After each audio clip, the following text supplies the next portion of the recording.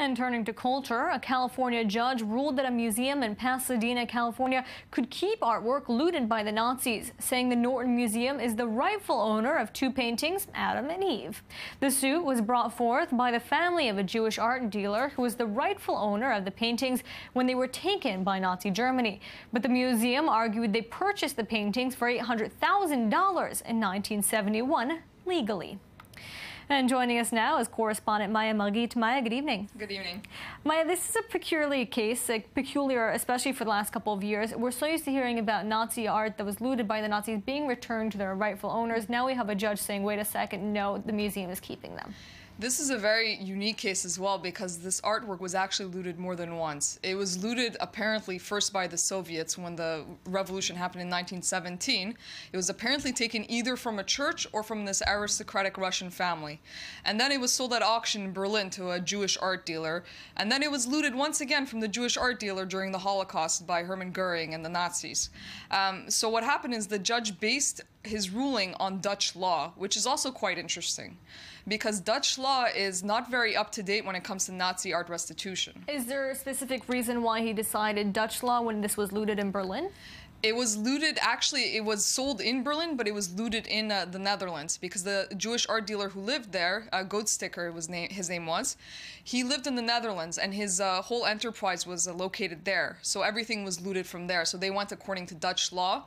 And the statute of limitations for Dutch law and Nazi art is very, very short. It was 1951, actually, the deadline date for claimants to make their cases. And that was before the museum even purchased these. Exactly. The museum purchased them in 1971 for $800,000. Now the paintings are worth $24 million or more. And apparently they purchased it from this descendant of aristocratic Russians who said that it was his family that the Soviet Union took the paintings from. And now there's already a reaction to this decision, correct? Yes, the claimant, Maria von Sacher, is actually very disappointed in the ruling, and she's going to appeal it. And this was her reaction. She said, "For the looted Kronachs to remain on display at the museum taints both the museum and all of those who view them there." And she basically said she's going to appeal the case, but art experts are not sure she's going to have any success in that, though they are saying that the judge is misreading Dutch law and that he actually misunderstood the statute of limitations and that it's incorrect. Now, these two paintings themselves, titled Adam and Eve, tell us a bit more about them.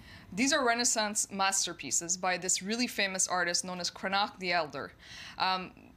Basically, when they were purchased, they were already worth millions of dollars in today's, if you take into account inflation for today. But now they're worth even more because the art market is constantly reevaluating pieces. And they're very famous artworks. They're classic artworks. They're on display at this museum for the past 30 years, the Norton Museum in California. And now, how many people, I mean, you say these are notorious paintings, over 500 years old. Are people lining up to see them at the Norton? How big of a blow would it be for them if they were to have to return these? Well, it's always a difficult case with Nazi art restitution because there's the moral aspect of keeping an artwork that you know is looted. You know it's a stolen piece of art, and approximately 20% of all artworks in Europe are actually looted by the Nazis. This is a huge amount of art. So it's very difficult to, describe what happens if the artwork is given back. Well, usually what happens is the heirs actually donate them to another museum or they sell them back to a public institution.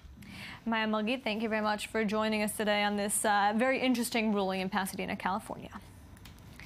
Well, that's all for our show today. We'll be back same time, same place tomorrow. For anything you may have missed from today's show or any other day, you can find us online, i24news.tv, our Facebook page or Twitter page, i24 News in English.